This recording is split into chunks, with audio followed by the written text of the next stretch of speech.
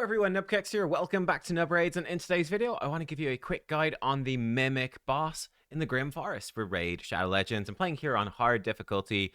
I think I'm about level 18 now, so we're getting a decent chunk into it. I do have obviously a bunch of big bonus stats, which are going to help. I'll show you all of that after. Doesn't really matter though, because in this one, we're going to be breaking down the key things that you want to do and know about when it comes to fighting the Mimic. I think he's going to be the one devoured. And that's going to be a key thing, or ingested, which is going to be probably the most important mechanic to play around. We'll just throw that on. There we go. So we're waiting for the Mimic to take a turn here. Any minute now. Here we go. Oh, okay. He ate Ninja. That's totally fine. So this is the key thing to understand about the Mimic. We can briefly cover his other two skills. They're not too crazy important, though there are a couple of little min-max things you can do for these, but it's really all about managing the mini-mimic. That really is 90% of the fight, and there's one very easy, which we're going to see in a second here from Anaya, one very easy trick to really make this fight much, much easier. So on his A2, he will do a stun and then attack all enemies if the stun wasn't placed.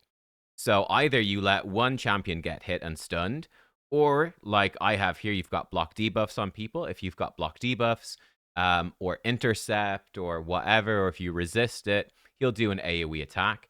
That's not a particularly big deal. It doesn't do that much damage, so you can kind of do either or. Bring some debuff removal to remove the stun is a bit helpful. Block debuffs to stop the stun, or resist it, or intercept, anything is helpful. Doesn't really matter. You'll have a little bit more damage coming at you if you stop the stun. Not a huge deal either way. Now, it will decrease all your turn meter. You can resist that with resistance, but that's about it. Otherwise, not much you can do. Just have some resistance on your champions, but you're going to be mostly stacking damage dealers for this fight. His A1 is an AoE attack. Does more damage, equal to your max HP for every buff on you. So bringing too many buffs, you will get hit relatively hard. But you could also heal up and you'll be okay. Again, we're going to be bringing lots of damage dealers, and he can place decrease attack. So that's where debuff removal, again, can be very, very helpful. Also, block debuffs to stop the decrease attack going on can be very helpful. So, for example, in this comp, well, it's not too bad. Like Gallius is a defense-based damage dealer. He doesn't care about decrease attack, but Atharion, some of his damage is from attack, so he would. Or Lazarius would care a bit about it. Ninja, who got devoured or ingested, he would care a lot. So they're two small things, not a huge deal. Some damage coming your way, a little bit of healing, some debuff removal or block debuffs can really deal with it. The damage is pretty low. Now, the big thing, and this does matter, and this is what most of the fight is about, is the mini mimic. So by default, this is a 5-turn cooldown, and he summoned the boss, the mimic, the big mimic, summons in a mini mimic. This will always ingest the highest crit damage character. So, first little tip, you can bait this onto a character of your choosing. Simply put loads of gear with crit damage on it. They don't need any other stat. You can ignore speed, you can ignore crit rate, you can ignore everything. Just similar to what you might do with the Phantom Shogun, actually. You can do the same trick with the Phantom Shogun. Have a crit damage bait to have them be devoured. And for example, it doesn't have to be a damage either. I could say, oh, I don't want Manaya. Now, you would want Manaya, but I could, in theory, say, oh, I really don't want Manaya for this fight. Let her get ingested. I'll put all my crit damage stuff on her. She'll have more than even my damage dealers, and she'll get ingested, and that's fine. While they are ingested, they take 25% of their current HP as damage. Now, it's not their max HP, it is their current HP, which means they can never die. So when you're ingested at 100% health, the first turn is going to hurt a lot. You're taking 25% then of your health.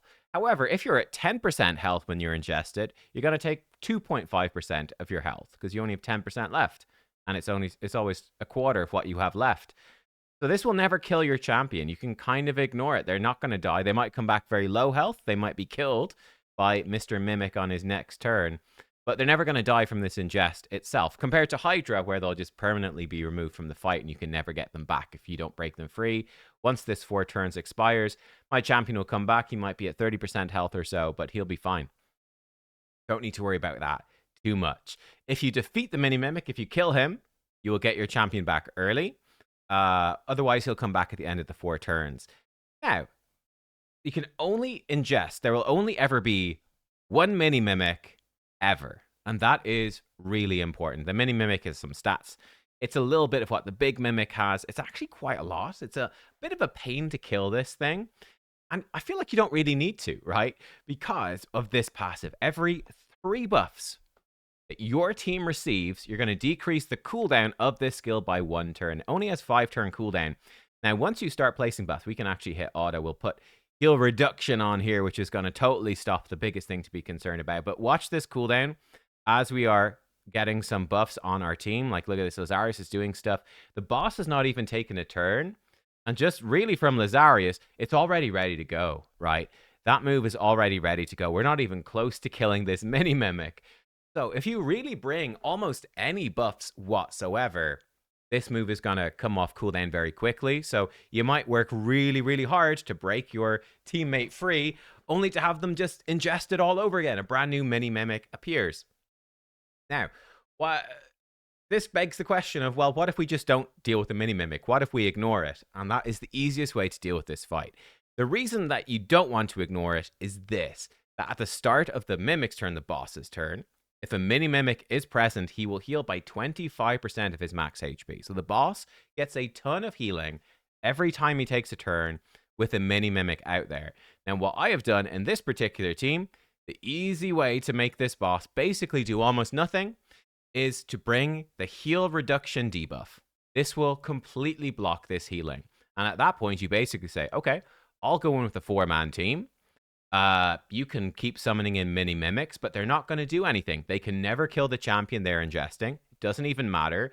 I'll put in someone that I'm just expecting them to be gone for the fight. I know who it is. It's always the highest crit damage. No problem. They're gone. That's fine.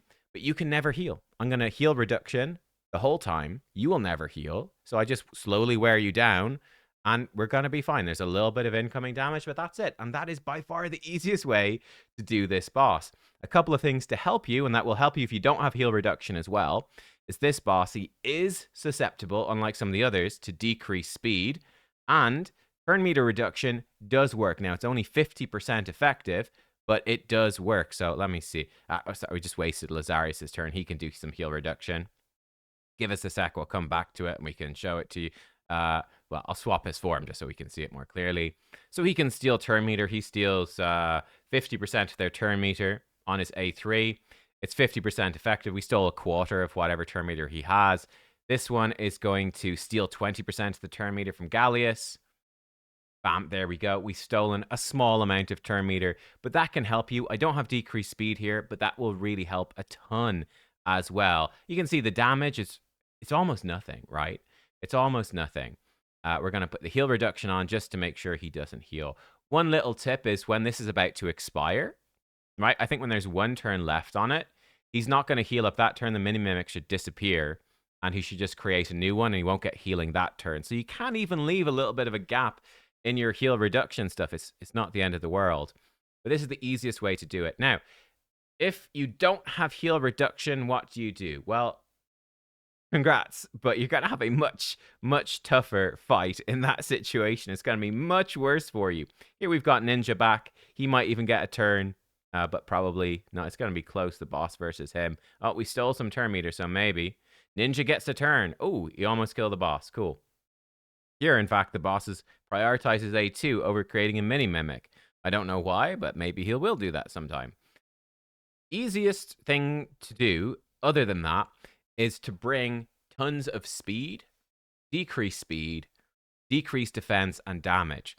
So if you do not have heal reduction, you're going to have to do enough damage to still kill the boss, even if he's healing 25% max HP per turn. So let's see if we can construct that. So we could ditch her, and we could bring in some more damage. Let's say we'll bring in... He-Man would not be bad. Actually, let's bring in this fella. Here we go. He's going to be giving us, let's go. He's going to give us increased speed, and he's going to place decreased speed on the boss. So this time, we have no heal reduction. What have we done? We've effectively made the fight significantly hard. He might weak hit, actually, because he's the wrong affinity. But we have effectively made the fight significantly harder for ourselves. It's not really recommended, but there we go. So we'll see. I want to swap his form as well, because otherwise he's not smart enough to do it, unfortunately. Push the turn meter back. Thank you very much. Give us this. Great. So it'll be much harder this time. It's a bit of a damage race. So what we're going to be looking for is Increase speed on us. Hopefully we land it. No, we weak it. Of course we did. Decrease speed on the boss. And yeah, we're going to try focus him down. Another alternative, which is sort of the intended way, but would be my last recommendation. I wouldn't really recommend it, in other words. You can see, look how much he's healing right now. Because we didn't land that decreased speed. Hopefully he'll get it the second time. Make it a bit easier for us. Another thing you can do is to just not bring any buffs. So he won't get the cooldown of this back. You can certainly try that. Bring no buffs whatsoever. Just loads of damage, ally attack, increased turn meter, any effects that are not buffs that will help you to do more damage. They can work. There's the decreased speed. This should make things a lot easier. But you can see this is far more difficult. Far more difficult doing it this way. Now, because we have decreased speed on, and we've got increased speed on us, we are taking far more turns. We've killed off this, and now we can get some good damage in. Ninja should definitely get a turn. Hopefully he'll do some decent damage. There we go. It's buying us some time without this mini mimic alive.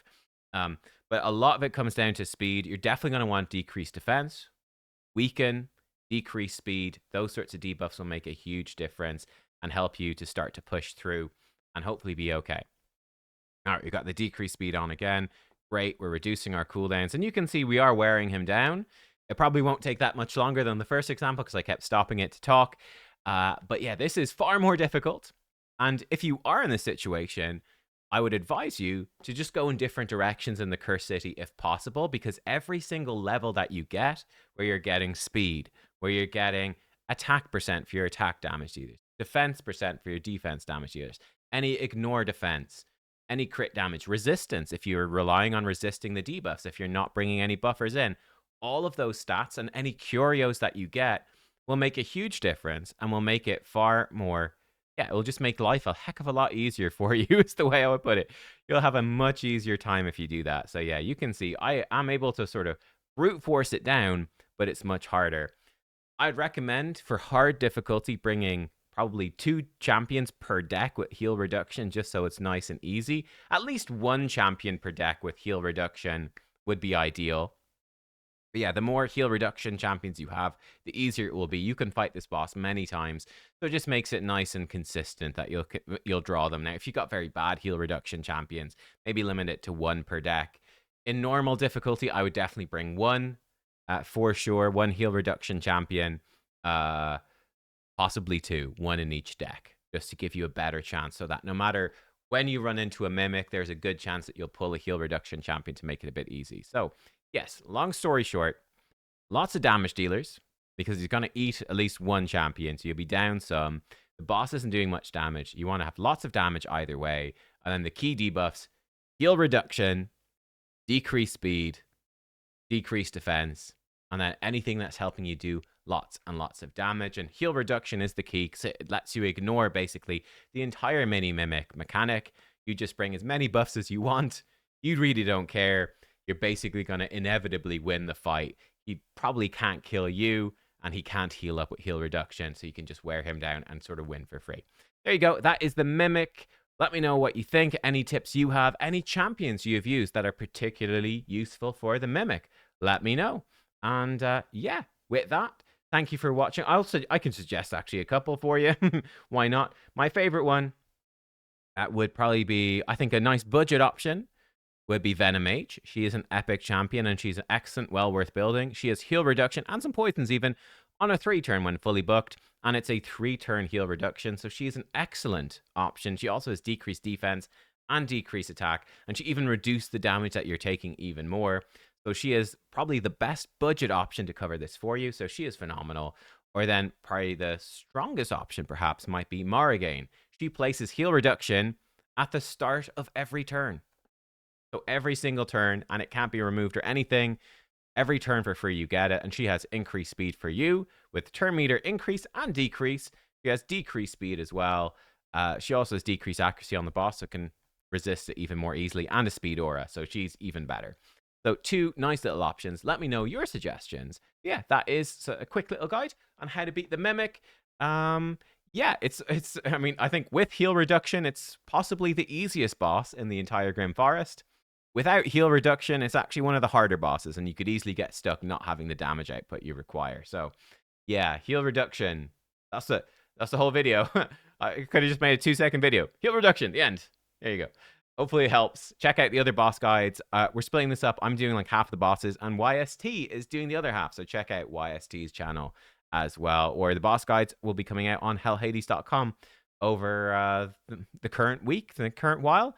I don't know. They'll be up there as well with some nice infographics and stuff too. So there you go. Thanks for watching. See you next time. Goodbye.